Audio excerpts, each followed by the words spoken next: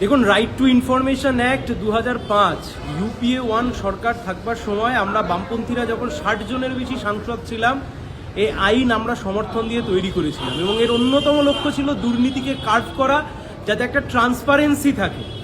গতকাল supreme court যে SSC judgement দিয়েছে, সেই জাজমেন্টের মধ্যে উঠে এসছে কিভাবে ইনফরমেশন অফিসার তিনি কম্প্রোমাইজড হয়ে গিয়েছে। একদিকে এসএসসি সুপ্রিম কোর্টে গিয়ে জানিয়েছে, কলকাতা হাইকোর্টের কাছে জানিয়েছে যে ওএমআর শিট, সে ওএমআর শিট তারা ডিস্ট্রয় করে দিয়েছে, তাদের কাছে কোনো মিরর কপি নেই, তাদের কাছে কোনো স্ক্যান কপি নেই।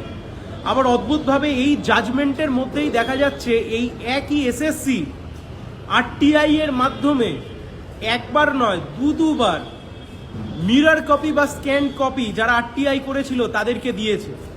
তার মানে দুটো, এক, এসএসসি ইনফরমেশন অ্যাক্টের মাধ্যমে যে তথ্য প্রদান করেছে তা ভুয়ো, তা মিথ্যে, অর্থাৎ ইনফরমেশন অফিসার যিনি ছিলেন কম্প্রোমাইজড হয়ে গিয়েছেন এসএসসি।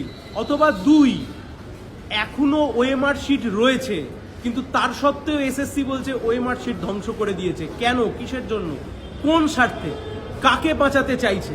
একদিকে OMR sheet right to information অ্যাক্টের মাধ্যমে দেয়া হচ্ছে, আবার অন্যদিকে বলা হচ্ছে ওএমআর শিট ডিস্ট্রয় করে দেয়া হয়েছে। এর দোদুল্যমানতা কিসের জন্য, কার স্বার্থে?